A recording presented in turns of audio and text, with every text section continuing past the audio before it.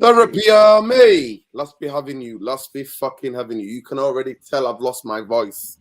You can already tell I've lost my voice. Onana, get the fuck out of my football club.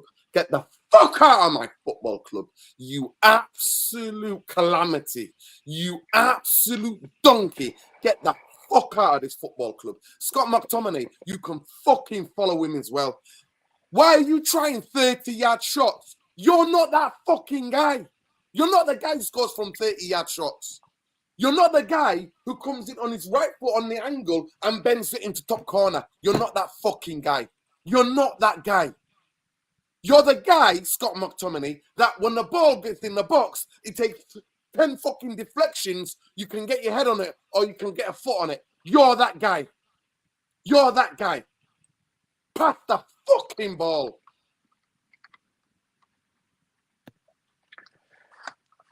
This channel is already shadow banned anyway. So me effing and blinding can do whatever it wants. But Onana, get the fuck out. And Eric Ten Hag, your coaching got found out tonight. You got found out tonight. They've got a huge pitch, bigger than Old Trafford. From the camera on TV, that pitch looks like it's bigger than Old Trafford. Wide open spaces. What are you telling Lindelof and Onana and Maguire to do? Hoof the fucking ball. Hoof the ball. That's what you're telling them. Shocking. But Onana, I told you all. You got excited after watching a Champions League final and you thought this guy was it. I told you all. You watched him for one fucking game. This guy is calamitous. This guy is ridiculous. It's ridiculous. I'm telling you, there is no other keeper that's making ridiculous mistakes like that. He could just stand there and kick it away. Forget even using his fucking hands. He can just stand and kick it away. But what does he do? Throws them in. Throws them in his own goal. Yeah. And people are like, you're too harsh, you're too this, you're too harsh. This team is done. And you know what? For once, only once in our lifetime, me and Sean Thomas will agree on one thing.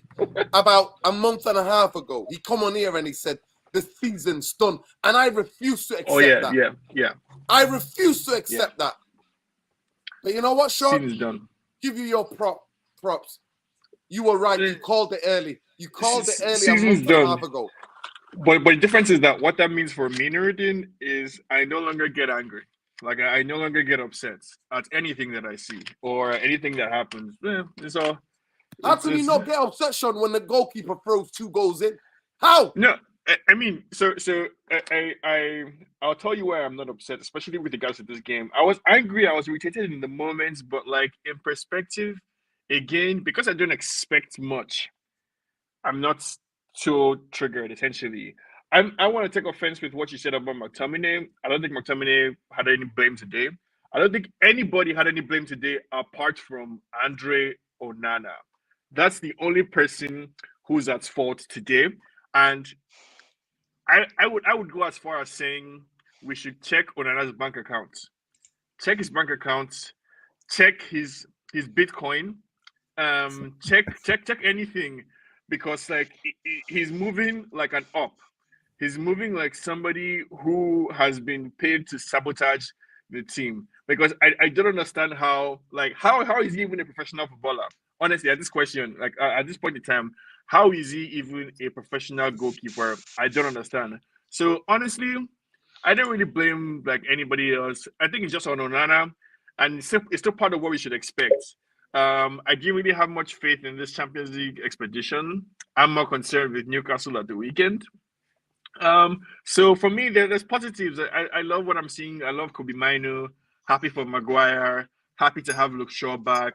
I like what I'm seeing from McTominay as well, even though people will not agree. I love what I'm seeing from Højlund. Garnacho looks like he's on fire. So there's things coming together. We're starting to gel. We're starting to put things together. But you can't. There's a limit to how far you can go when your goalkeeper is actively trying to sabotage your team. And so honestly, at this stage, it's like we can only look forward. and hope that we sell Onana in the summer. That's where I am right now. Right. If you think Scott McTominay is good, Sean, tonight, then listen, let me finish because I've heard you out. Let me finish. Scott McTominay is not I've never seen Scott McTominay score any goal in his fucking life from 30 yards. We've got 4 against 3. Pass the fucking ball. You're not that guy. You're the fucking guy when the ball is in the box.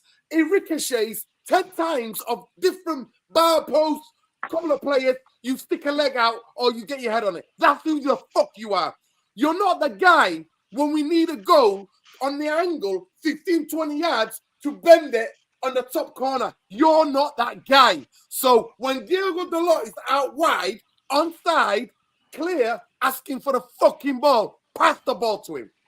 Pass the fucking ball. And then the only thing he did tonight was score. That's it. The rest of it, I'm not. You know what? I used to say years ago, he's a ghost. He is not even a fucking ghost anymore. He does the Houdini, a magician, a fucking magician just disappears. Can't control the ball, can't hold the ball. Absolute dog shite.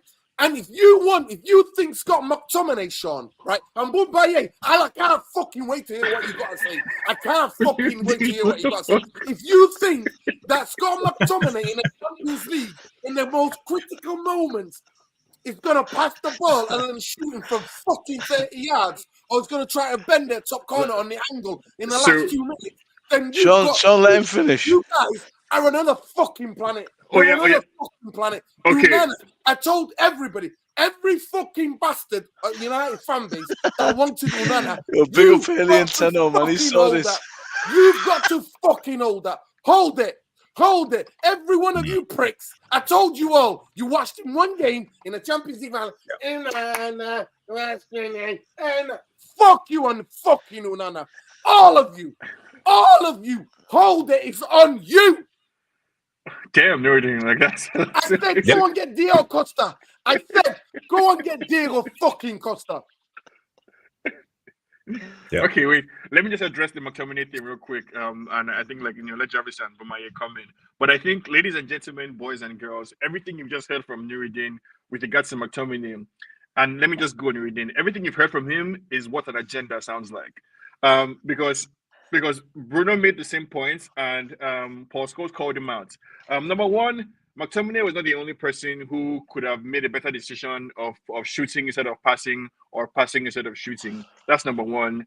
Number two, it's funny you say the only thing he did was score, as if that's not the hardest thing to do on a football pitch. Number three. I'm sorry, Sean. No. Listen. Anthony, for once, makes a good decision. Wan-Bissaka stays on side. They put it on the fucking plate. If you can't score that and you're a professional fucking footballer, get off the fucking football pitch. I'm sorry. That was on the plate. I mean, the plate. Okay, I would see what you're saying and raise you. I believe the 2010 or so World Cup, the hopes of all the Nigerians around the world watching Yakubu Aigbeni, our striker, miss a sitter like that. There are many sitters, easier sitters that have been missed. The point I'm making simply is that I don't want to make this about McTominay. I'm just calling out the fact that I think what you're doing to McTominay right now is unfair and is a clear example of what it looks like to have an agenda against a player. Sean, because you're making it about him. Nah, Sean, I'm sorry, Sean. You didn't watch. Honestly, me and you watched a different game. Jarvis, I'm going to bring you in. Sure. Please, Jarvis, in a game, because I don't just watch what the goals that somebody scores. I watch what the person who's supposed to be playing where. And when we're getting overrun in midfield, where was his positioning? He was jogging back. Every time he lost the ball, he's jogging fucking back. He's jogging back. I thought he's supposed to have legs. Yeah, well...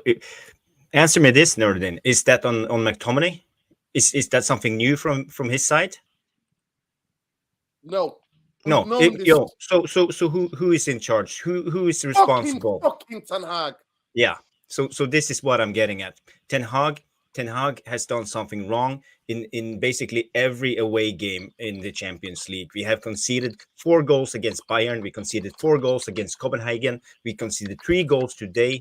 So we have conceded 11 goals in 3 away games in the Champions League. And every time we go away against tough opposition, we saw it against Liverpool, we lost 7-0. We saw it against Manchester City last season, we lost 6-3. We saw everybody crumbling when we played the Europa League against Sevilla. We lost, and Maguire did a big mistake in the beginning of the game. I think we lost 2-1 or 3-1. I'm not sure. I don't remember. So this is Ten Hag, and he sets up his team totally wrong every time we go away. I remember Ferguson doing this in the beginning of his Champions League career. He went away. He was naive. We were losing games. He set up with 2 strikers and 2 offensive wingers every time, and we lost. But in his latter years, he played the 4-5-1 or the 4-4-1-1 formation when we was away against Europe. And another thing is the players, they don't step up when the going gets tough. We don't have a Roy Keane like we did in the Champions League semi-final against Juventus in 1999. One of the best players of the team stepping up and pulling the team through. What our players are doing is when the going gets tough, they crumble. They crumble and hide. So, and this is a mentality thing. I have been talking about this, the mentality of the game, the emotions of the game, how to handle the emotions of the game. It's on both sides. It's if you score and are leading, or if you're down and need a goal. How do you handle the emotions of the game? And we know our players don't handle the emotions. And we have the same usual suspects. We saw it under Solskjaer. We lost all the semifinals. We lost the Europa League final. Every time the going gets tough, they hide and crumble. And we have the same mentality still in the team. But back to my point, Ten Hag is the one to blame because he set us up in a 3-1-6 formation with Bruno and McTominay way too high. And we have wingers who doesn't tuck in and help if needed. So this is a big problem. And he tried to solve it with inverting one of the fullback. One of the fullbacks from the opposite side should go in and invert with the number 6 and help him out defensively and form a pivot. But we know today from Bissaka, he's on the line by the sideline. Luke Shaw, he has enough by helping out Lindelof because Lindelof needs help. And again, who are helping out Amrabat in centrally? Because it's a huge gap because McTominay and Bruno is way too high and are dragged to one side. The heat map today, if you just let me share this screen, I will show you, Nuruddin, my tactical board. If you share this, I'll show you how the heat map basically said how our players lined up today. So you see, I will go through it. This is Amrabat, number 6. He was a little bit too deep. We have McTominay and Lindelof. Luke Shaw was helping out Lindelof, so he was here. Bruno in the middle. We have Højlund here. This is McTominay's average position, way too high.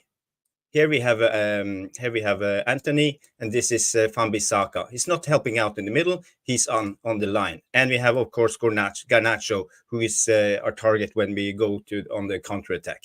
So this is how we set up. And you see here in the middle, here is a huge gap. And we try to solve it by substituting Amrabat for Kobe Mainoo. That's his solution when we're up with 2 goals. This is Ten Hag. So for me, it's terrible.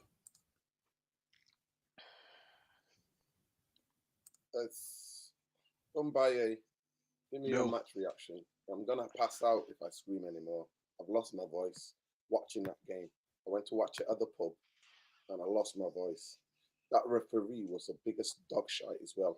Every time a player makes the tackle, it's a straight yellow. Every time that Uruguayan player Terrera, he should have had 2 yellow cards and been red card. Let me just get the super chat. Big up Saint Miasi, free Palestine. Solidarity and love to Saint Miasi, Palestinian brother. Thanks for the super chat. Did you see it? Our masterpiece. we must fight for the competition now. We have the better attack than who has a better attack than us. Fair play, Scott 6 goals. Fair play. Arsenal were sensational tonight. Big up. The Turkish keeper might just not be number one after AFCON. Now listen, I want Onana to fuck off to fucking AFCON and never fucking come back, like Natalie said. Mbaye, I want to hear what you got to say. And if you come out with any, I swear to God, I'm gonna eat this fucking microphone. If you come out with any of that bullshit fucking McTominay, all of that, he was dog fucking shite. He might as well played with fucking 10 players, other than that piece on the goal. And the rest about Onana, he can get the fuck. The reason why, just to go back to Jarvis, why we're playing so deep, Jarvis, is because Maguire is too fucking slow. We can't go halfway line when you got a donkey and then you got Linda fucking Soft, who's the biggest soft touch in the world, right? When you got those two, you don't ever try to go and press and squeeze the other team in. You don't do that because those two are slow as F. Go ahead, Bombay. I'm going to mute. Just, good evening, guys. Big up. Big up Palestine first and foremost. This one's before I start, to everybody, to the therapy family. Do you want to see Dino eat the mic, or shall I skip my McTominay part and just save the show? Go for it, Bombay. I'm here for it, man. Go for it. I mean, if we go back a few shows, I'm indifferent at this moment to whether Eric Ten Hag stays or goes. I'm not, focusing on get him out or anything like that. I'm just going along. I think we've been getting results recently, and that's good enough for me. That's fine. That buys us time for Eric Ten Hag to keep working. I thought tonight was a great game to watch. First of all, credit to both teams. I liked I liked what we did tonight. There was really good passages of quick play on both sides of the pitch. With the fullbacks, with the wingers, the touch and go. I thought there was some really good passages. We are There was some good performances as well. I thought Maguire had a good game tonight. I thought Bruno was really good tonight for me. I thought Anthony didn't do badly. He did all right. He had the beating of their man. Took care of the ball. Okay, better, an improvement from him. But we're pretty much all right at this point in the game, and we're 2 goals up, and I'm thinking, maybe shut up the shop. Why is the game so open still? We're not great at hanging on to the ball as it is. You've got McTominay on there, you've got Amrabat on there, you've got Bruno on there. Just, tell Amrabat and McTominay, just sit in front of the defence, make it difficult. We're good on the transition. You got Anthony up there, you got Højlund who's rapid, you got Garnacho. Just catch them. They have to come to get us. It's a must not lose for them as well tonight. So when you're 3-1 up, I think Eric Ten Hag has to say to the team, listen, just sit now. Let's play a bit deeper and we'll pick them off. But the game was so open, and I don't understand why. Just see the game out. At 3-1, Galatasaray, Manchester United have to win that game. And it was the same story at Galatasaray at Old Trafford again. And it's the same story at Copenhagen. You're scoring like 3 goals a game and you're still not coming out with the points. Something wrong there. To be fair to the team, I think this team has got a soft underbelly and a soft mentality. And this is why I recommended certain managers to you previously, because I think this team needs a bulletproof mentality, a lot more than it needs to play sexy football. I think that the character of the team, the stature of the team is folding very easily. But tonight, I'm not going to look at that as much because I think the goalkeeper just killed us tonight. I think the first goal, his reactions are generally slow. I think Onana, he doesn't get down anywhere near as fast as he should. And he flaps at everything. Everything with this goalkeeper looks very, very difficult. It doesn't make anything look easy. And I think he makes everybody in the team nervous. I'm nervous all the time with him. I'm not ever sure, are we going to get a normal save? Are you just going to snatch this ball out of the air? And I think that resonates with the defense, you know. It's a common theme with Onana. The way he generally goal keeps is not calming.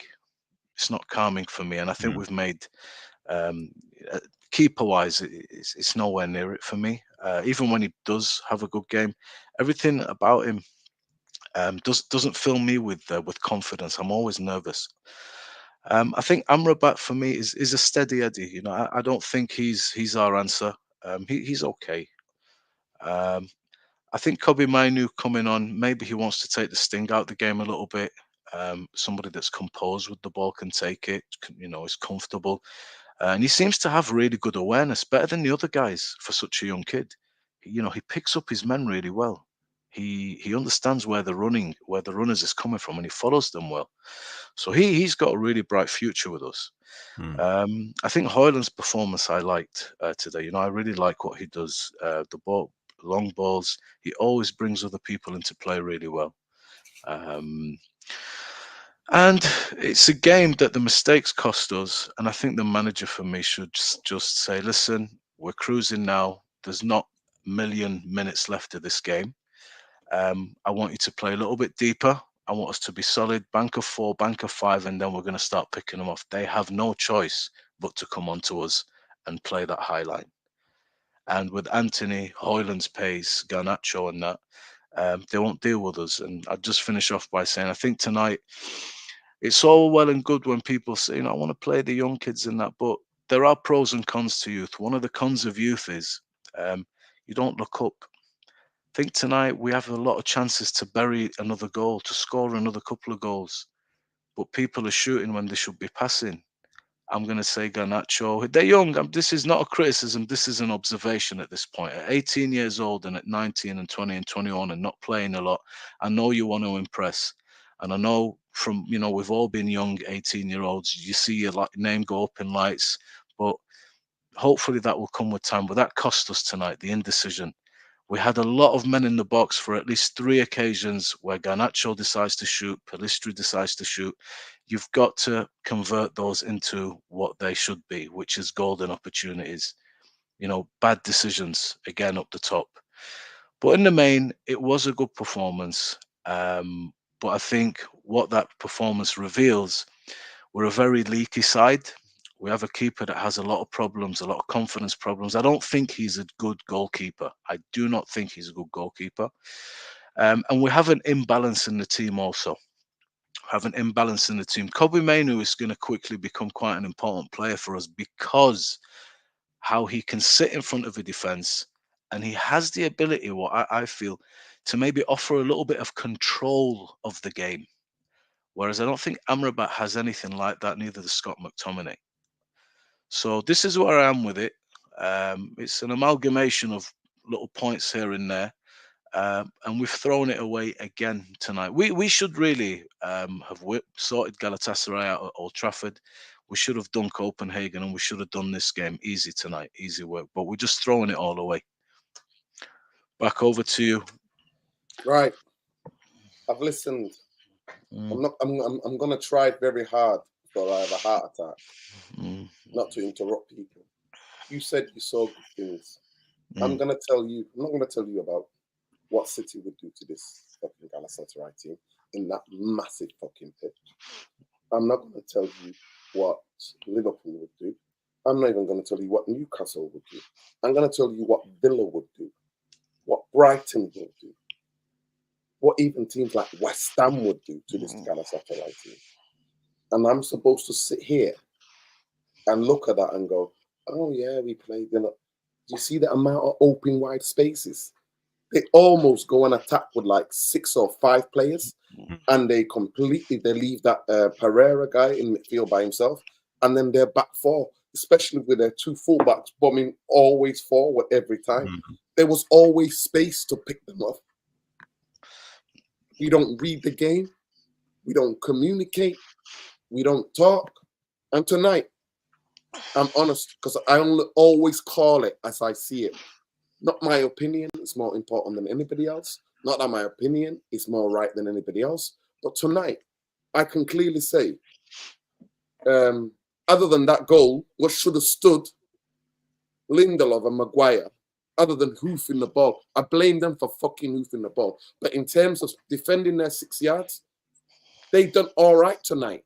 Other than that pass that wise Manu, 18-year-old, tracking the striker.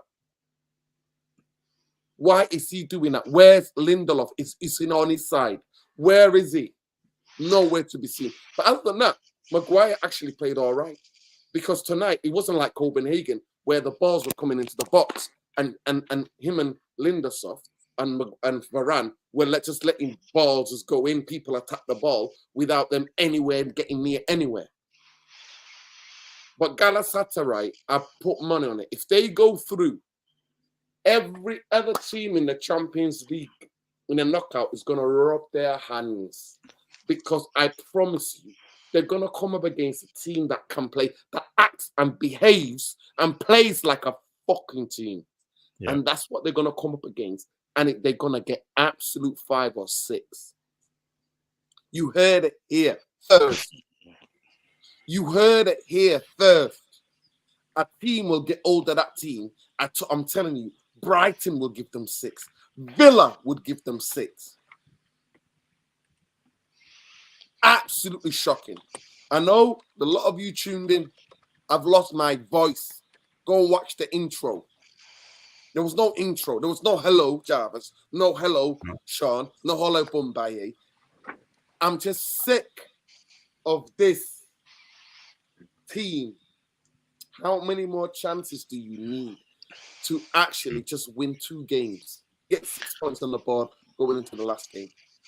Is this happening because the manager's shit or the players are shit? Or is it both? In your opinion? Every one of them, the coaches, the football club, we are not that fucking club. And so every one of you who said, no, Bombay, sacking him ain't going to solve this shit because there's no magic bullet. There is no magic bullet. What needs to be done is a clear out of everybody, from the owners to the board. The whole Manchester United needs to go in a fucking scrap bin. You need to get like a piece of paper, twist it, fucking everything, start again. Can I jump in at this point? Can I say something? I hate to be the person who bursts people's bubbles, and to all those people in the comments I see, like Rick from Rick and Morty, your booze mean nothing to me. What I'm going to say is that like the idea that like we can scrap United and start again, it might sound nice, it might sound like the righteous indignation of somebody who is righteous at heart or whatever, but it's never going to happen. It's not possible. It's not a feasible solution. And the only value I think such a proposal has is in making us feel good about ourselves. So when we're righteously angry about United, we feel very happy with ourselves. We feel very good and correct about ourselves. But the simple truth of the matter is that whoever is managing United and whoever is playing for United has to account for certain handicaps, has to account for 1 or 2 things that just come with the job. So let us stop looking for perfection or for unrealistic scenarios where we scrap the club. That's the kind of thing that people say to themselves when they want to feel good about each other. I am an activist, very righteous in my position. You are an activist, very righteous in your position as well. And we make sure that I feel good.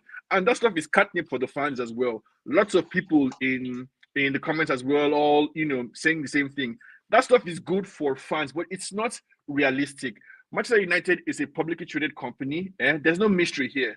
The mechanism for getting rid of the Glazers is available on the SEC filing. You can go and look it up. If you have $6 billion, if you have $6 billion or $10 billion, drop it and take over the club. Otherwise, let's focus on what's within our sphere of influence, which is what's going on the pitch and what the manager is doing. We started this show by saying, people are saying, no, Sean, we're not snowflakes. I know we live in a time of extremely righteous, extremely perfect people who sit behind their computers and talk about all the ways in which everybody else is doing something wrong. So I get that. There are many people in the comments and many fans who, left to them, if they had $10 billion or whatever, would go there and scrap everything. But unfortunately, that's not the way it's going to happen. So we have to deal with the world as it is. Now, the world as it is involves a club like Manchester United that, I hate to break it to everybody again as well, at no point in time were United like Man City winning every single game comfortably or anything. It was always about the belief, the togetherness, the vibe. There was an X factor that we had, essentially in United, that carried us through. That's missing now. And why I'm not really, again, we started this program by saying, what are we upset about, or why I called it from the beginning. I wrote this season off a long time ago. Because I saw the manager making some mistakes that I knew would come back to bite him in the end. And all of that is coming to fruition now. What I want from the manager is what I'm seeing now. If Maguire is playing well, play him. I don't give a damn whether your name is Maguire, McTominay, Marshall, Rashford, Bruno. All I care about is the performances on the pitch. So I'm not going to be looking for ways to scapegoat or to shine an unnecessary spotlight on somebody when I'm not doing the same thing for anybody else. I don't care who you are. I don't care what your legacy is, what your history is. All I care about is that you're playing and you're playing well for the team that I support. So the manager is making mistakes this season. The team is making a lot of mistakes this season. But I think that we are moving in the right direction. And when we get other players back, when Martinez comes back, when Wan-Bissaka is fit again, we'll make a lot more mistakes basically throughout this season.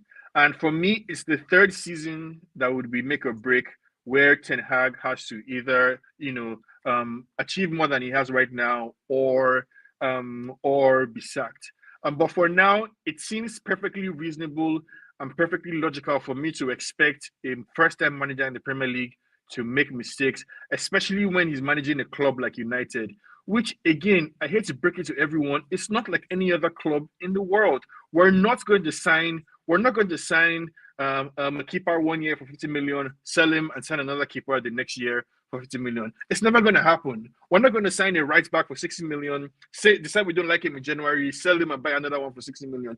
It is not going to happen. You have to deal with the club and the owners that you have instead of the world as you would like it to Sean, be. is there a point That's at all I which want you to would? Okay. No, what's your question from my end? Go ahead. No, I'll let Dino go ahead. I've heard enough. It's like I've heard enough, Sean. I think like that was a campaign speech. So I hope you get all the supporters, and I hope that you succeed. And No, become the there's more president. supporters on your side than on mine. No, listen, that was a campaign speech. I hope you become the president of Manchester United. I hope the Glazers were watching that tonight, and I hope the Glazers and everybody, you get a position. I hope for your sake. I just say this.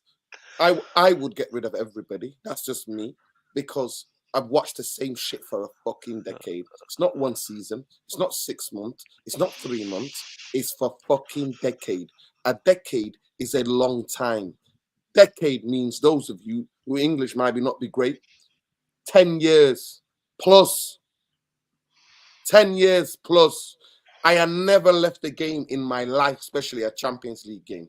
Jose Mourinho versus Sevilla at Old Trafford. He put McTominay up front, and he told Rojo to hoof the ball to him. And I walked out at 2 minutes after halftime. First time in my life. I'm one of these people. If I go to a concert and it's shit, I stay. If I go watch a film and it's shit, I stay, because I'm like, I made the decision to see it. If I go to a football game to watch United, I stay. But I knew I've watched enough football. A lot of you saying, I know it was right about Onana. Do you think I want to be right about Onana? I knew all of you just watched him for one game and got giddy and got too excited. That is what happened. I've never seen him, I tell you the truth. This is all new to me. I'm learning on the job, bro. At the end of the day, it's simple. We are the football. One thing I do agree with Sean with his presidential speech is that we are the football that we are. But for a fucking decade, regardless who the manager is, regardless what players we have on the pitch, to witness the same shit again and again and again, it gets tiresome. I swear to you, And I'm one of these people that Bombay will tell you, I actually celebrated every trophy. From 93 onwards, I celebrated every trophy in Manchester that Manchester United won. Other than the bullshit League Cup bullshit or Europa Leagues, I don't celebrate those shit fucking trophies. I celebrate league titles, Champions Leagues, and FA Cups. I have done that. Yeah. But what I am watching now is like the basics. I don't mind getting beat. If we played good football, I swear to you, if tonight we got beat 4-3 and we played good football and the team actually had some fluidity and pricks like McTominay who believe the fucking hype because he's the top scorer for fucking Scotland, I don't give a fuck about international football and I don't give two F's about what Scotland are doing. And I do like Scotland as a country. I wish them well in the Euros, but I don't give a fuck what any player does. Good, any player in our team is doing for their national team. I don't give two fucks. I do not care what you do for your national team. What I care about is what you do when you're wearing that Manchester United shirt. That's what I care about. That is what I care about. So, Mackin tried to shoot from 30 yards when he's got 3 runners in front of him. I'm not having it. On not one planet, I'm not having it. I am not having it. If that's Bruno, it's totally different. If that's Ericsson, totally different. If that's Amrabat, it's totally different. Because I've seen them. I've seen all those 3 players that I've named. I've seen them put it in the corners. If he's on that last chance, if he is Garnacho, if he is Rashford, if he is anybody else on that side, I can think, worth an effort. Not you, mate. You're not that guy. You've got to know what you do. Because I know what you do. You disappear for 90 minutes. And like Java showed, Eric Ten Hag's naivety, thinking that you can just play with one number 6 when you're away from home in the Champions League in a must-win game. Jarvis. Yeah. But I see him doing this. Yeah. This is what I don't understand.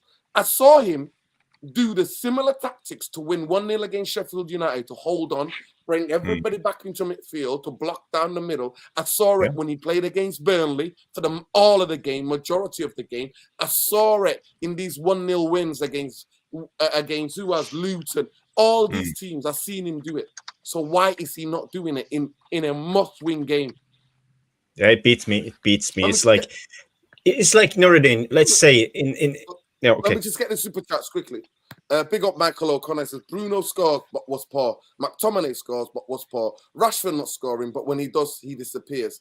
Then they give you something, but then break your heart. How can Ten Hag put faith in that? No, 100%. Big up Michael O'Connor. Love and light. Up the Irish. Love and light. Thank you so much for the super chat. I agree with you. To me, they don't break any heart because I don't believe in these players anyway. I do not. They don't have any fucking substance. There's no substance to it. No, Jarvis is going to go and then we'll come to you. Let me just get this super chat. Big up, Sami Assi.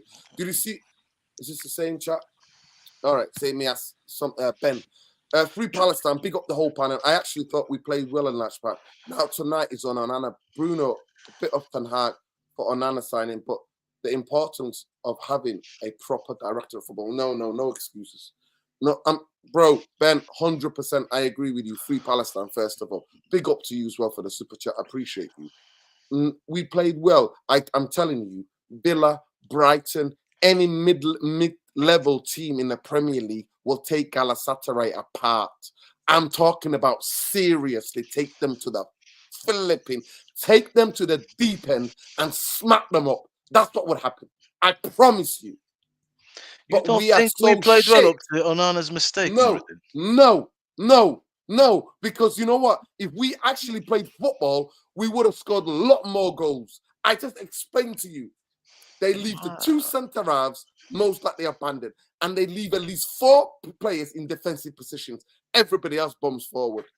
That's what Galatasaray do. I this think, is me talking to Galatasaray fans. This is one of the most attack-minded teams they have. You can get at them. You can score goals. Bro, you know Jarvis. No, Bombay. Jarvis first. Of course, Jarvis first, 100%. Just to add to what you asked him, did Jarvis feel that at 3-1 up, it might have been a good idea to shut up the shop and just play on the counter? as I was trying to say, imagine in halftime, players coming in, Ten Hag sits there, we're up 2-1. We're away against Galatasaray. The crowd is buzzing, but we managed to shut them up, at least with the 2 goals. And we have a team talk, and the players talk about what will happen the next 45 minutes. Someone must have thought, okay, let's say we get 3-1 up, we're leading with 2 goals, and there will be like 25 minutes left. What we do? I imagine you hear Bruno, the captain, in the back row. Let's attack, yeah! And everybody cheer on, try to attack, kill the game more, because they have no sense. They don't understand. This is European football. What's You the are manager away. saying? What did the manager say at halftime I when we don't went know. 3-1 up? Did the He manager? probably- What probably should he sings say? wrong. What He should should he say- say?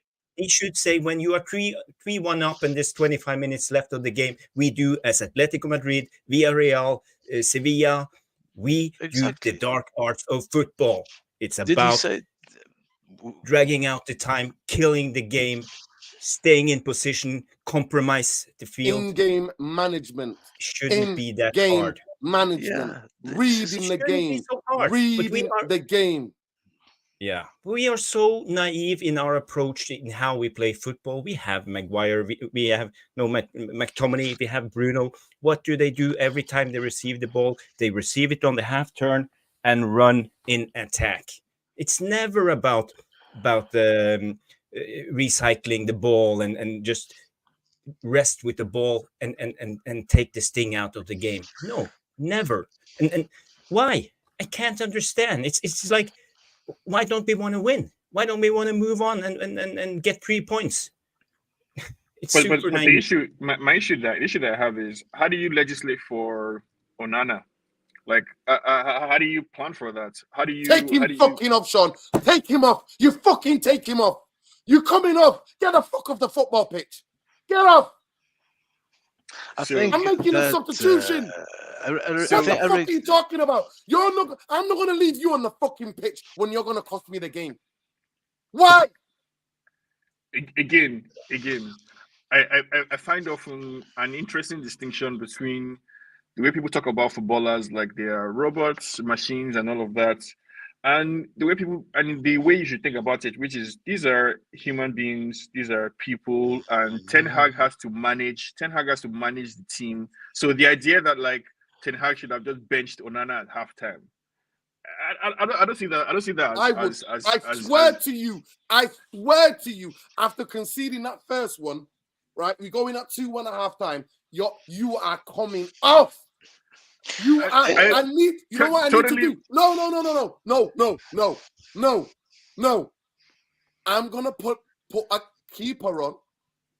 I don't know where he was from, who's played in that stadium before, who's played under hostile atmosphere, who's not gonna be fucking shaky, who's got experience because he's from that country, playing in big games in that where the crowd is going crazy. So you know what, Sean? You have 5 substitutions. You made a mistake. You cost me 2 games already in the Champions League. It's not like he's been terrific in the other Champions League games. He cost us the game away at Bayern Munich, and he cost us the game at Old Trafford against Galatasaray, right? So, you know what I'm going to do? I'm not going to watch for the next 45 minutes. You know what I'm going to do? I say, manager, I'm going to do you a favor, and I'm going to take you out. That's entirely your prerogative. I don't disagree with you, but one thing I've Managers learned. not done that before. No, chill. Managers have done that before. No. One thing I've learned watching football is that finally, it's the result that matters.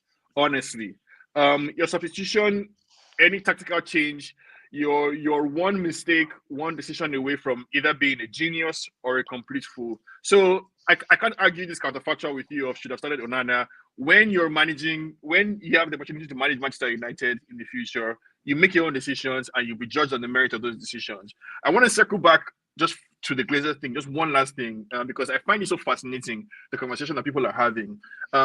It's only when it comes to football owners and the Glazers that people think that you can shout, abuse, insult, or bully somebody from bully somebody into acting against their own interest. I hate to break it to the United fans. It is not in the interest of the Glazers who own the money. So the means of production, economics 101. There's capital, there's labor. Basically, the Glazers own the capital in the Manchester United. The idea that like they would act against their own interest by selling, honestly, I don't understand where we get it from. And if you think you can protest them into doing it, you can bully them into acting against their own interest. There's nothing. If I owned an investment somewhere and it was making me a lot of money, and some fans somewhere were crying, screaming that I should sell, like absent the threat of violence, why would I act against my own interest? I don't understand the reasoning why we think we can demand that from the owners. But I get that it makes us feel good. It makes us feel righteous as angry, righteous fans, and that is an underrated phenomenon. Sean, I'm sorry. I would your points that you're making right now would be valid if it was 2 seasons, 3 seasons. It's 10 fucking years. When are you gonna wake up and smell the fucking coffee, Sean? When are you gonna wake up and smell the coffee? It's 10 years. What coffee am I smelling? What coffee am I 10 smelling? years. That the 10 Glazers years are bad. of abject failure. No shit. That if you're saying that they're bad, I agree with you. No shit. Where we differ is I don't think it's productive to spend all my time or to spend time creating a negative atmosphere around the club by making noise about something we can't do anything about. Now, if you watch this game, if you watch the Champions League game now, you put money in the Glazers' pockets. Let me just tell you, if you retweeted anything from the United Twitter account, you're putting money in their pockets. If you watch a Premier League game, you're putting money in their pockets. So what are we doing? Like, really, what are we all saying? That we should stop watching football? That the fans should stop watching Manchester United? Is it what will make us happy? If we destroy the club so that we get rid of the Glazers, that's the. All right, look, Sean, let me just pop in there, bro. Let me just say what I want to say real quick. Saying that the Glazers are bad, as far as I'm concerned, is like saying the sun is shining or saying that today is Wednesday. No shit. That's a no-brainer. Where we differ is that I am simply saying to everyone who is listening that the mechanism for getting rid of the Glazers is publicly available. There is no mystery here around how to get rid of the Glazers or whatever. There's no mystery here about in doing any of those things. So if you have £10 billion or $10 billion, go ahead. But otherwise, all we're doing is making noise. And the manager tried his best, I think, today. I've been calling out the manager from the beginning of the season. He tried his best today, but you cannot legislate for what they call force majeure. And the force majeure in this instance is Onana being a complete lunatic. That's just it. Like, Onana acted a fool today. And we're in a very strong position. We're in a very strong position today. And the keeper cost us. So if manager benches Onana the next game, I wouldn't be too mad. Sean, we can't get rid of the whole team and we can't get rid of everybody, right? Because of the way that happened, people are pissed off. It's normal. It's fine. And obviously, we can't just say Glazers out. We want them out. Of course, and it has been 10 years, but we've just drawn a game where we're 3-1 up with 30 minutes to go, I think. What we're here to do is think, okay, what the hell is going on? Why does this keep happening? And what does the future hold? Is this down to the manager? I'm looking at this game today and I thought we did play well in parts. I know some people say it was awful from start to finish. I don't think that. I really thought we played well. But my biggest problem with tonight is at 3-1, it actually suits the way that we play currently to just say, look, just sit with the players that we have on the pitch in Amrabat and McTominay. Just sit back. It suits Maguire's style of defending. Put a bank of 4 and a bank of 5. It's 3-1. They have no choice. They're going to have to take big risk now. Just give them the ball back. They have to break us down. And when they can't, we're just going to hit Anthony and Højlund. That's all you should have done tonight. And that's my biggest problem with the manager, because this game did not even look anywhere close to what I'm saying, which was so obvious. It just remained a very open affair, like basketball, football, as somebody said in the comments. And it shouldn't have been. This was a very basic decision to say, hey, see the game out and just let's do what we're actually best at doing, which is playing on the transition. That's what we're good at. That's what we do. And you've got the right defensive midfielders, those combative types in Amrabat, and that just sit there, forget it. Just do that. There's only 20, 30 minutes left of this game. That's what should have been the instructions as soon as the third goal went in. Ten Hag should have said, you should have seen the captain come over. He should have said, right, this is what I want you to tell them to do. I want you to set up a bank of 4 and a bank of 5. They are not going to break through us today. But instead, it was a very open game, and we kept inviting pressure, and then we had some chances. That's it. This is today really, really poor in-game management, I feel. As far as Eric Ten Hag goes, like I said, there is a certain point for me personally at which I say, listen, thank you, but this is not working, and here's your P45 when we go to the next one. I'm on that road. I'm not at the end of that road because results have been quite good recently. Performances have been crap.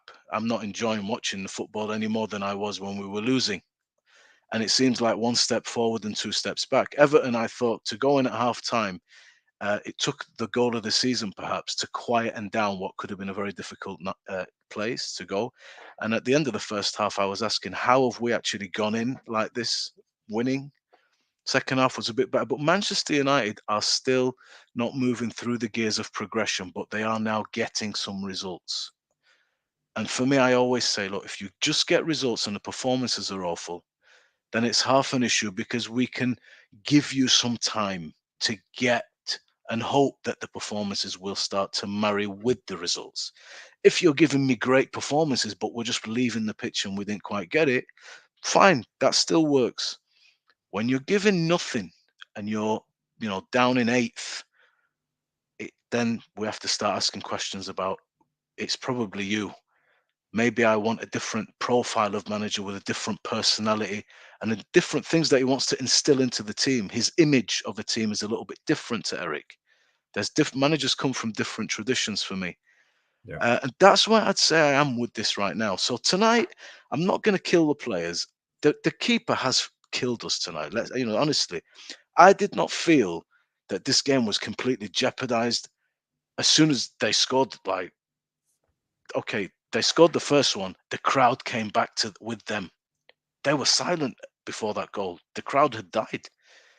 But the crowd came right back, and you can hear it in the commentary, and that is a massive effect. Galatasaray is known, man. It's not an easy place to go. Second goal, they got that second goal. Now we're at 3-2, and you know what? We're still open. We're still letting them play. We're still flying forward, and you're thinking, why? And now the crowd can feel something can happen. So Onana, really bad in-game management. That's why you're probably out the Champions League. Can we get anything at Bayern Munich? Does anyone think we can get anything at Bayern Munich? Well, we're at home. Yeah, we're at home. Do you think we can get anything out of that game? Listen, we don't deserve to.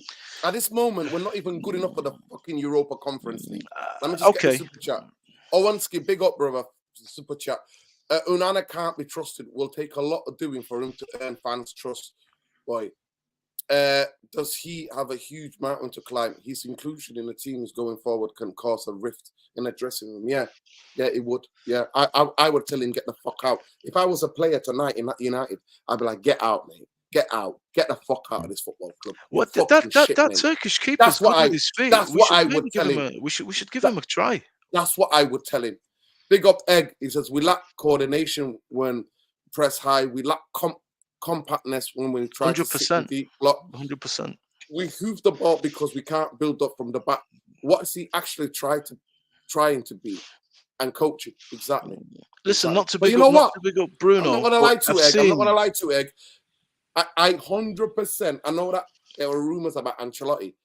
I'm telling you, there is nothing that tells me any one person in this planet, in the universe, even a Martian can fix this.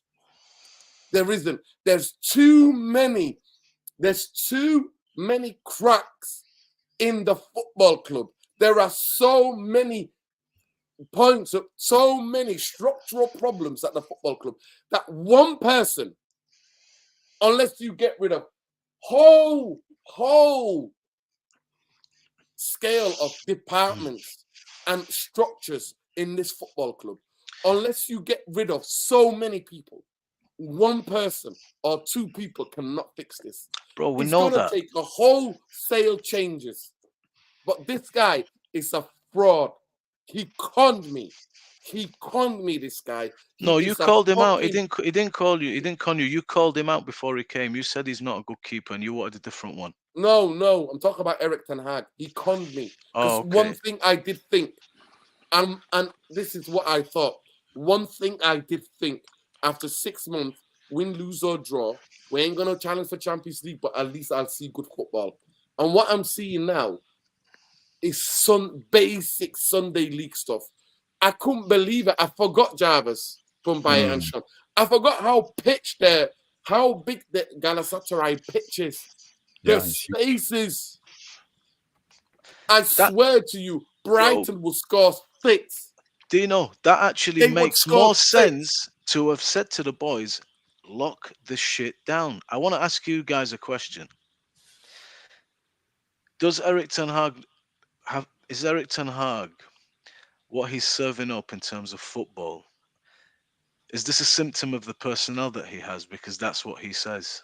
At this moment No. in time, he came out tonight after the game and said, "Oh yeah, I like the way that my team played. They actually played good football. The way I want to play." I'm like, "What?" No, the no, fuck are he's you watching? actually been saying. He actually said we've been playing well, very well recently.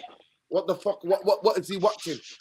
Well, I'm asking the question. This You I'm know, asking so the question. but let me just like the way I read this Ten Hag situation, and I think it applies with Onana as well.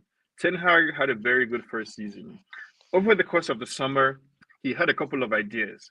He tried to put those ideas into action by signing Mason Mount, by bringing Onana, by making a couple of changes to the team.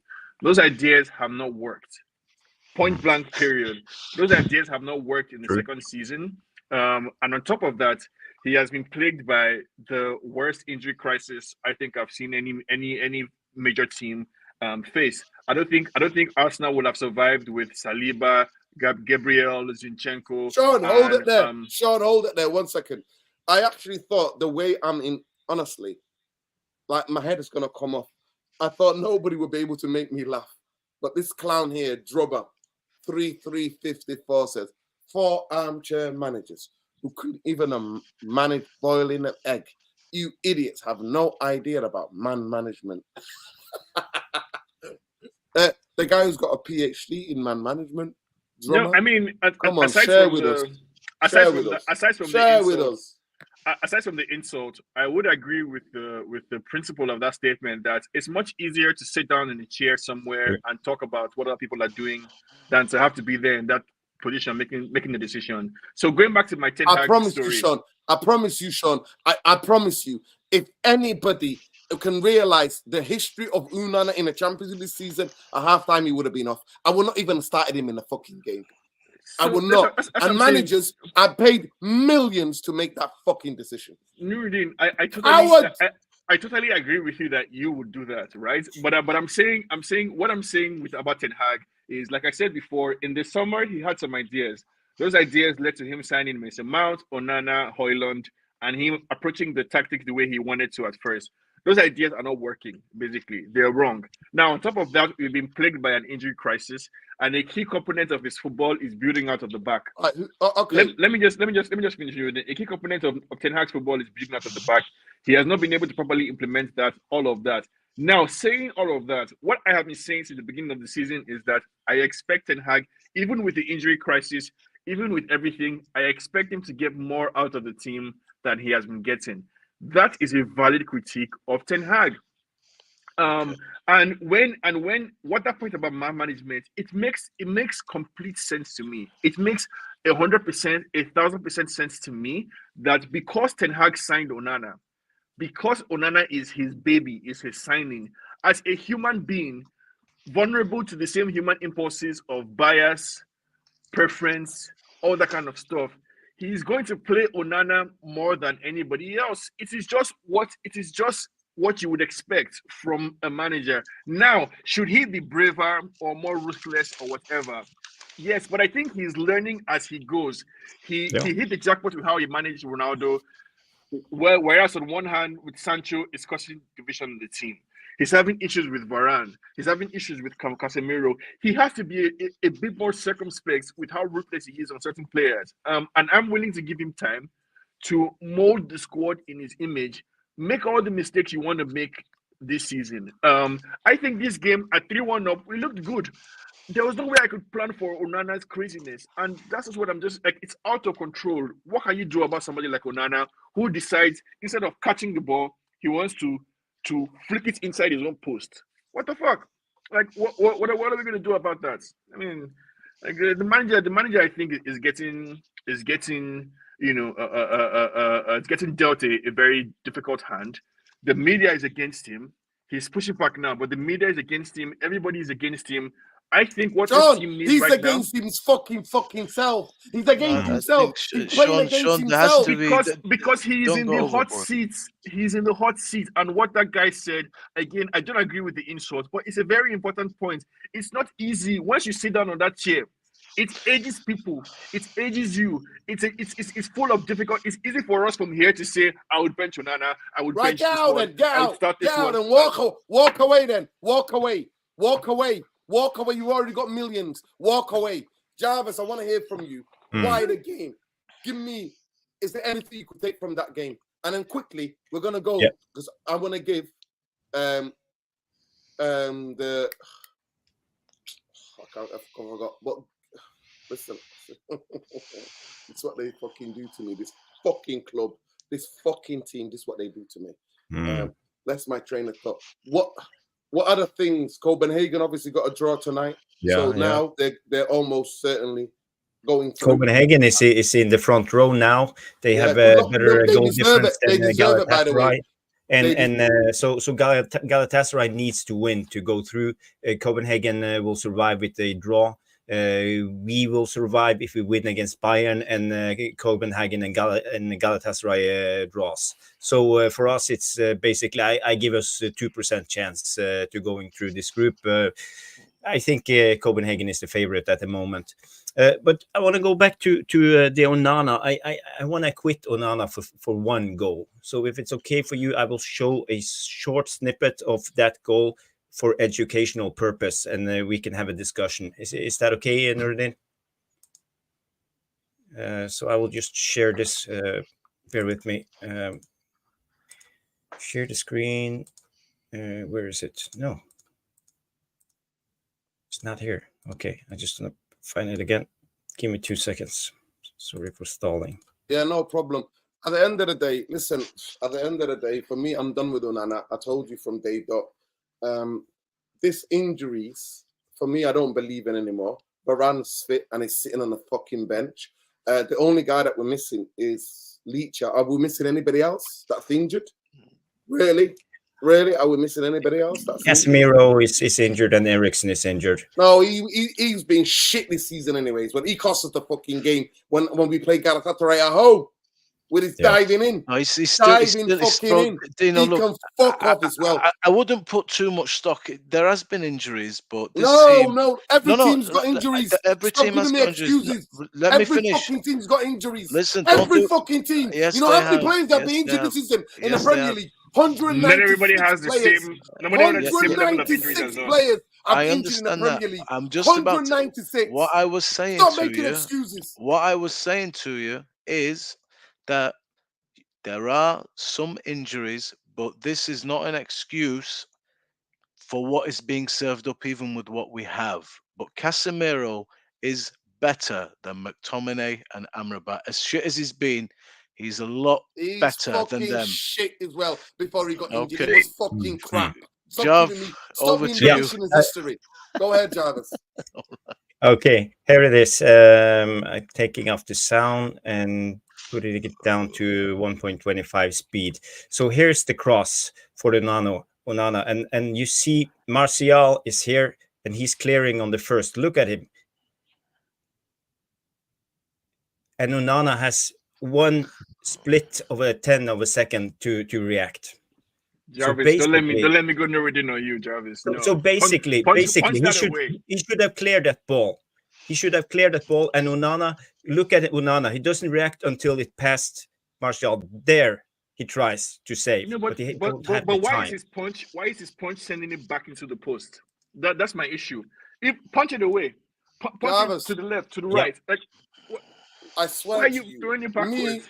you, anybody, any Manchester United fan No, they- would see that ball come over and react already and had time to control it, to knee it up, to take another and blast What it out of is the stadium. Martial doing? Martial, he's jumping up like this No, to clear the listen ball. to me. When we 3-1 up against Listen, Galatasaray, Maybe when it's Onana told him, listen, leave it, I've got it. game, Martial, Maybe he Onana, should just clear that ball Onana said, away. Onana Jarvis, called it, said, leave it, I've got Jarvis. this. Jarvis. So I'm not, but I'm acquitting Onana for this goal. He should maybe De Gea would have saved it, but the reaction time, if you see it in real time, it's like this, boom, it's over. You can- But I mean, they it's train, one thing. It's they one thing if he train. was caught and he went past him, but the fact that he actually dived for the ball, and Use your he legs. can't keep. He's not a good keeper. Like, because you train Yeah. for catching, you train for all those positions. But what is he doing? What is he doing that the ball is hitting his hand and he's hitting it this way back into the post? Like that goal, because like you can't have confidence. You can't build. You can't do anything when you're not sure what is going on behind you. When pretty much any shot, whether it's a difficult shot, it's an easy shot, could go in. Because even if it's straight at the keeper, we now know that Onana can by himself carry the ball and flick it into the net. That's terrifying. I want to read one stat that might make everybody happy or make you laugh, depending on how you feel. United have conceded the most goals by an English team 5 games into a Champions League campaign at 14 goals. That's the most goals any English team has ever conceded. Do you know who's ranked third in that list? Also Man United, 10 goals. Do you know when that happened? No. 1999. We conceded the most goals at the time in the group stage, and you all know what happened in the rest of that season. Yeah, So, but do you remember who we were up against? Bayern Barcelona and Bayern Munich. in the group. In the group. Yeah. True. And you know what? That season, do you know how many goals we were scoring? Every game we were scoring. Every game, last minute goals. In that game, we were entertaining. We actually, in that season, we absolutely loved the way we were playing. We went away to Inter Milan. Remember, Inter Milan, we played Bayern Munich, we played Barcelona, we played all Juventus, all these teams. And actually, we would go toe to toe with anybody. I just want to get this quickly.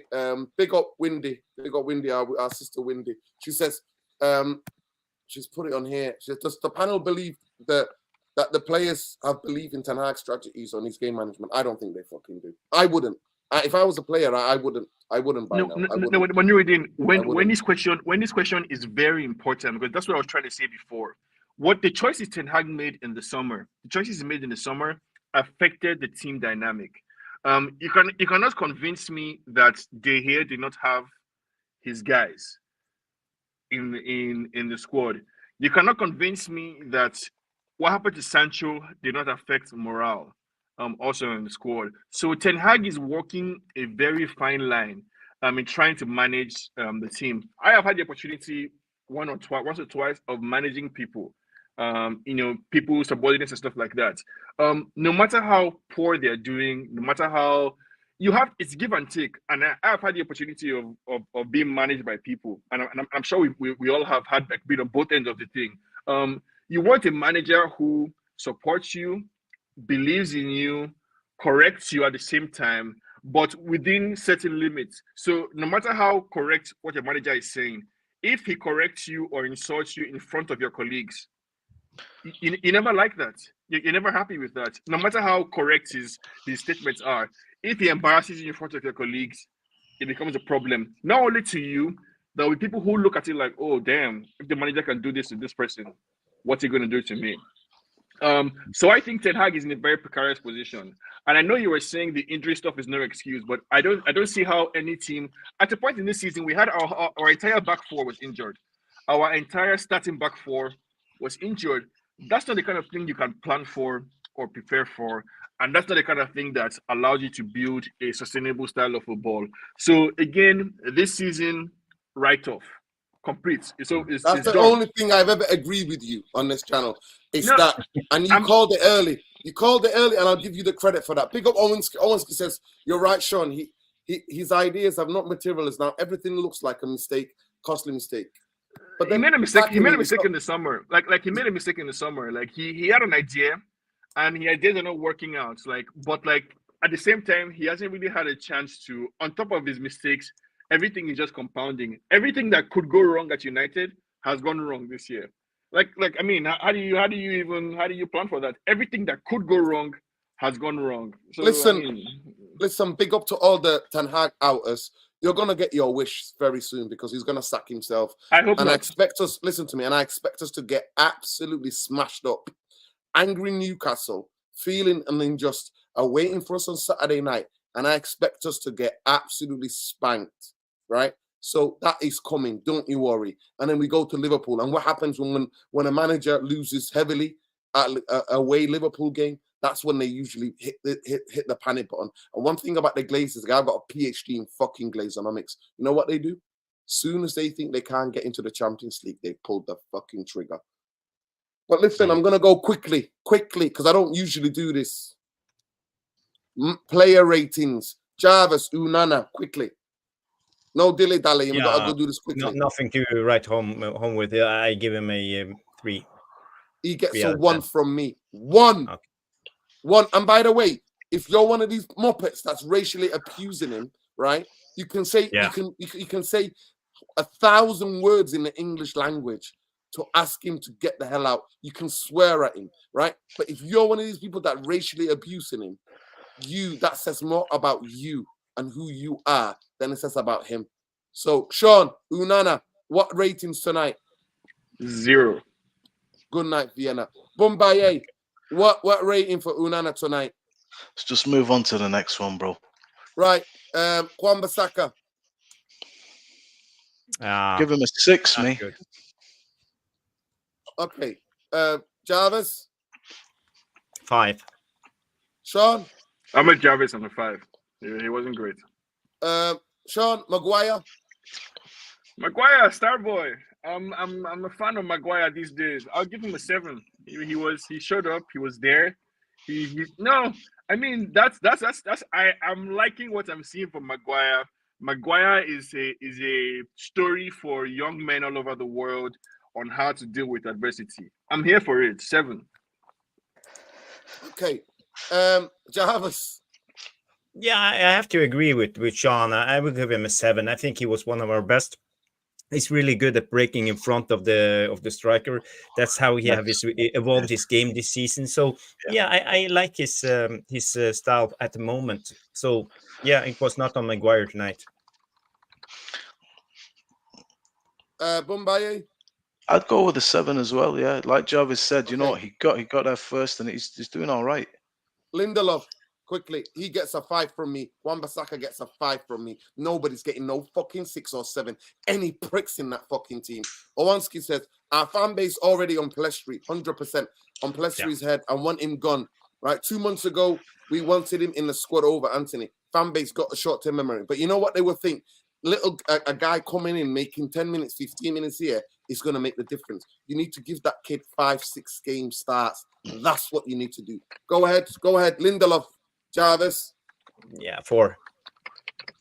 3 from me. Sean, Lindelof.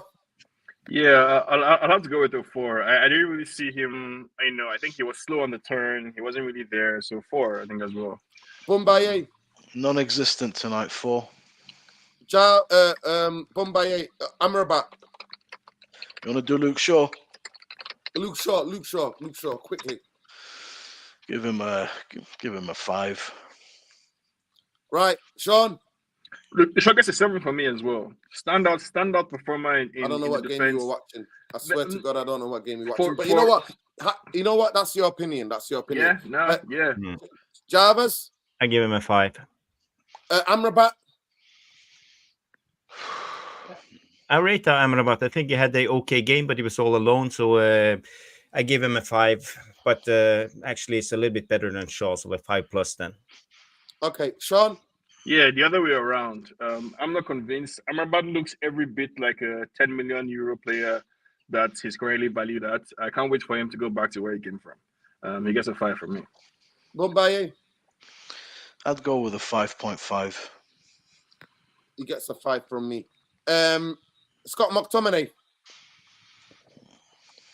Give He him a scored a 6. goal, so maybe he give him- deserves I'd- a 6. But Bro, do you know Hurry up, if hurry up, place, so I Mumbai. give him a 5. Scott McTominay, I'd give him a 6. he gets a 2 from me. Sean, hurry up. McTominay gets a 7. Okay. McTominay always shows up. He's always there. In all the managers that we've brought, he finds a way. You give him a He 7. finds a way I to heard make it you. into their starting 11. Okay, you gave him a 7. He He's shot just- from 30 yards, and you want him to do that when we've got 3 against. I don't want him to do that. 3 or 4 against 3. But I'm not gonna Jarvis, crucify him for it either. 5. Jarvis, 5, and I'm being generous because I don't think he's a good footballer. He's not good enough. But I give him a 5. It's not on McTominay. It's on Ten Hag for Bruno. playing him. Bruno Jarvis. Yeah, I give him a 5 too. Or he can have a 6 because he had a wonderful goal. Sean, Bruno gets a 5 from me. Even though he scored, I expect a lot more from our captain. And I don't like his attitude. Like, I don't like the energy he brings, the whining, the moaning. Yeah. At the end of the game, he tried to call out Pelistri and Marshall for not passing for shooting instead of passing when he does the same thing. I'm not the biggest fan. Mumbai, Give him a 6.5. For me, I think he's one of our most important players and most creative players, one of the first names on the team sheet, and I wouldn't have another captain personally. I think he covers it all for me. I think he's a mint player. okay, he gets a 5 from me. Rasmus Højlund, he's been injured for 3 weeks. What did you think of his performance? Jarvis, quickly. Yeah, it was okay. So I give him a 5.5. He gets a 5 from me because what we do, fucking Maguire, who you give 7 to, all he does is hoof the ball up to him. So does Lindelof. So does Onana. And we turn this young kid, who's a talented kid, into WWE wrestling fucking champion. That's what we've turned him into because that's all he does is fight for balls. That's all he does. Hurry up, Mumbai. What do you give him? Give him a 6. Sean, Yeah, I give him a 6 as well. I like him. Anthony gets a 5 from me. He turned up for 15 minutes and the rest of the game he was shit. No, I'd give him a 6 tonight. I thought it was much better from Anthony. I liked it. Jarvis, Yeah, positive from Anthony. I give him a 6. Sean, I give him a 5. I don't know what he brings to the team. He doesn't contribute anything attacking wise to me. Whenever the ball gets to him, our attacks always kind of break down, and we spent £90 million on him. He gets a 5. Garnacho, he gets a 5.5 from me for taking a composed in front of goal. Lately, he's not looked that composed other than that spectacular goal the other day against Everton. So he literally, in his left foot, he put it on the roof, the only place where he could put it. So for that, he gets it. For that, and the fact that he tracked the right He did back really back well today. He did loads of actually track times. back good. He did. gets it. So the other side of his game that he's learning, like that's why I give him the 5.5. Jarvis? Yeah, I give him a 6. But I expect more from him. He could have scored more goals, but he ran out of juice. You could see it in the second half. So yeah, I give him a 6. Mumbai? I'd give him a 6. I'd say he's, as you say, improving, but the inexperience does show a little bit sometimes with the younger lads, and I can forgive them. But he's getting a lot of our ball, and he's not beating that man as often, and sometimes he's running into trouble instead of finding the pass and going. You know what I mean? Going on the inside. Who are we talking about? Garnacho? Yeah. Yep. Star boy? He gets an 8 for me. It's not easy at 19 or 20-year-old back-to-back away games in a stadium. Welcome to hell. You have that kind of composure. I mean, he's the shining light as far as I'm concerned for the team right now. He stood up. He was counted today. Gets an 8/10 for me, and I'm grading on the curve. Kobe, who came on? What do you give him? He gets a 5 from me. I'd give him for that little cameo performance. I think I'd give him a 6, bro. I thought he brought the calmness. He's you can see the quality there. You know, he really is. left on his own. He was absolutely left on his oon. And even when he was in defense, the two fucking centre halves abandoned him. Eric Ten Hag Sean has to gives find the fucking balance. Maguire a fucking 7. He abandons the 18-year-old Eric kid. Ten but Hag it is has what to it find. is. Eric Ten Hag his responsibility is to find the balance of the team, and right now he's Listen, just not doing right, that. right, Jarvis. Yeah, Kobe, I give him a. I like the kid. I give him a 6. Sean. Kobe, like Garnacho, Kobe gets an 8 from me. Nothing that boy does is wrong. I'm grading him on his performance. The way Ten Hag plays, his center backs are going to go forward, and he needs a midfielder who is smart enough to know when to drop into defense and when to move forward. And Kobe Mino is playing like he has been playing for 20 years, and he's just 18. So he gets an 8 from me. Starboy. Anthony Martial. Sean, staying with you. Martial. I was excited after Everton. I thought he had picked up some form. I think he looks good. He gets a 5. He gets a 5 from me. He gets a 4 from me. Jarvis. Yeah, for that clearance header, I give him a 3 because that's unexcusable. You can't do that in modern football. When you're in the box defending your own goal, there's no hesitation. Get the ball out of there. Bumbaye. Yeah, bag of shit today. 4. Who else came on? Diego Dalot. He's only little cameo. He gets a 5. Yeah.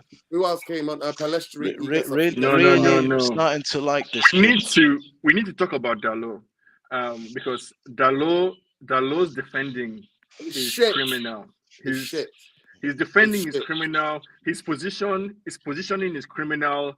Like we all play football. What they teach you as a wing back: stay tight on your man. Stay tight on your man. Like he kept, Dalot. I think he gets a 3 from me, even though he didn't stay too long. Palestri, Sean, quickly, Palestri. Palestri. I think we might have to come to terms with the fact that Palestri might not just be. He might not be ready. He might not be the quality that we need. Bringing him in for 15 minutes here and there, it's not going to help him. It's not going to help him for him. He needs 5-6 games in a row. I agree with you, but I'm persuaded by the Kobe Mino, Garnacho, Rooney template that all you need is 90 minutes, an eye test. You need 90 minutes to see if a youngster has what it takes. He's not had 90 minutes this season. He's had a start. He's had several starts. Yeah, he's had a couple of starts and he's done well. Yeah. Right. I'm saying. What are you giving him quickly? Palestri for getting into the attack, for having a chance on goal, he gets a 4 over 10. He gets a 4 because he got into good positions. Yeah, I give him a 5. I think he tries and he comes into position a lot of times, but it's almost and it's a little bit too weak. Bumbaye. Yeah, I give him a 5 as well. Eric Ten Hag tonight, he gets a 2 from me. Shit game management. Fucking horrendous. And at halftime, he fucking bottled it, bringing up his fucking boy wonder Onana, who cost him the game. So 2 from me. Jarvis? Yeah, in retrospect, it's easy for me to slate him and give him a 1, but I can go for a 2. Okay, I'll be nice to him. I'll give him a 2. Bumbaye. No, I'll give him a 5 out of 10. If we'd won that game and he'd locked up shop, you could have given him a nice 7 tonight. But there's no excuse. That was poor. He threw it away because he should have just locked it up, man, at 3-1, and he didn't. And it was obvious to see, and we lost. It was shit. We've thrown it away without the Champions League because of that silliness. So I give him a 5, man. No, Sean, quickly. For me personally, this game, Ten Hag gets a 6.5 because there's nothing he could have done about the fact that Onana was smoking crack or had just smoked some crack before he came to the game. There's nothing Ten Hag could have done about it.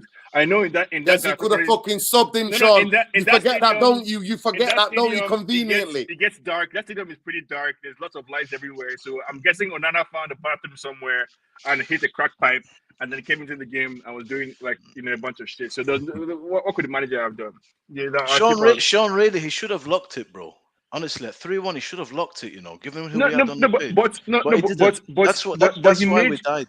He made, I think, the right changes by bringing on Mino to be the number 6 and bringing on Martial for a tired keeper. But he didn't change the idea of play, Sean. So irrespective of who we brought, we kept doing an open game when you were 2 goals ahead, bro. Right. But this is a counterfactual. this is a counterfactual that can never be proved because Time out. some people would argue that the best Sean. form of defense is attack. Sean, time out. No. He had the chance to sub the goalkeeper that cost him 2 other games in the Champions League. He absolutely bottled it. Coward. Like all of them. Cowards. Bunch of cowards.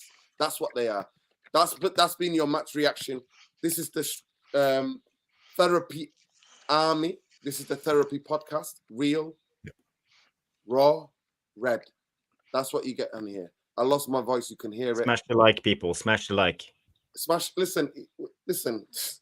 You're not going to do anything worse than what Manchester United have done to me. So actually, don't smash a like. Smash a negative like, whatever you want. I don't care. The channel is shadow banned because I keep screaming till the day I die. Free fucking Palestine. Free Palestine. Fuck Zionism. Free Palestine.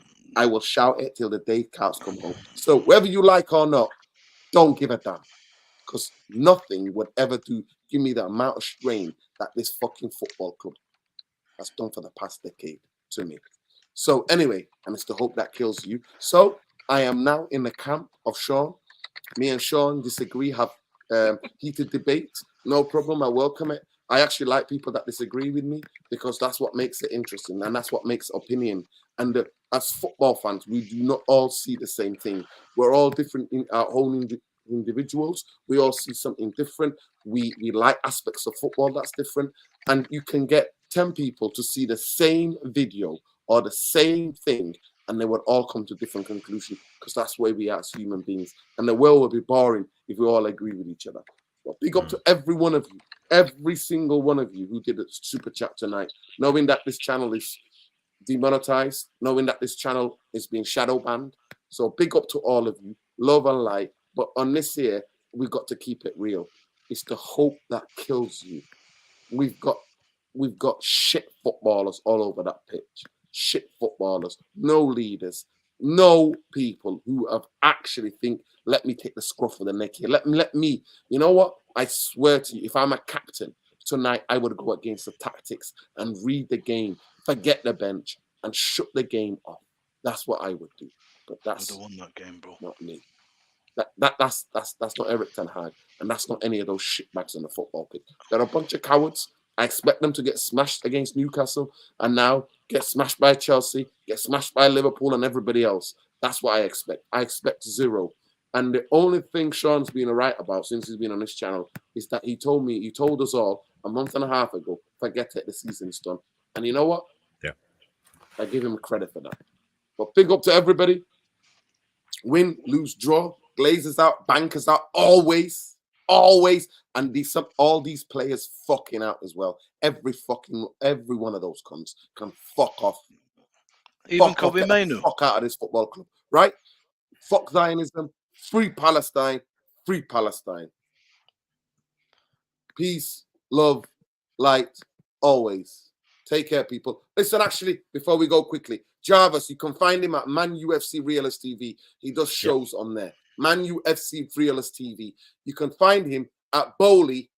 Let me get this on here. Bowley 77. Oh, it's not letting me do it. Can you do it? Can you edit it from your side? No. Can you do it, Jarvis? Bowley 77 on Twitter. So you can find me there on MUFC Realist TV. And you have a super chat, late super chat, Nordin.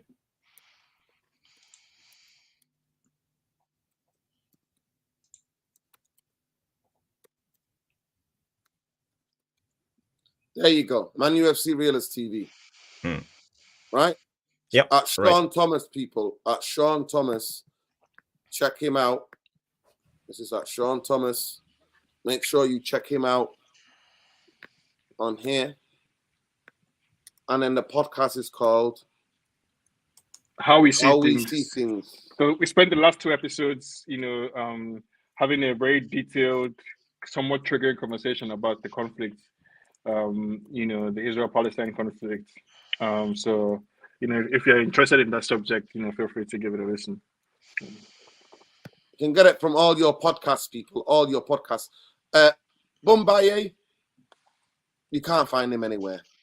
He's contracted 50 years to this fucking channel. He comes in here to wind me up and make me out to be a crazy man. When he comes out, start going on and banging on about Scott McTominay and everybody else. So that's his job. That's what he does. Big up to Ben. Ben says, Nura, any updates of the fan calling show? Would love to share views here in the Therapy Army's opinion. Good show. Big up, Jarvis. Bumbaye, Sean. Listen, we might do actually maybe on a Monday. I might do next Monday actually. Might do a calling show. So big up to you, Ben. It'll be 6:05, or maybe would you prefer a later one? Let us know. Have you on Twitter? Make sure you follow me and get, you can get to me and I'll follow you back and we can conversate. But definitely, it's time to do a fan calling show, 100%. Big up to Sean. Big up to Pompaye. Big up to you, Ben. I appreciate the super chat, bro. And definitely would love to hear your points of view and a lot of your point of view. I think that's what I'm going to do. I think we'll do it within maybe not. So we're going to do tomorrow match preview for Newcastle and then Sunday match reaction. So next week we can definitely 100% do a calling show. Peace, love, light. Take care, Bombay. Take care, Jarvis. God bless, guys. Take care, everybody. Thank you so much. Smash a like on the video on your way out. You're not going to get any more real and raw content on YouTube.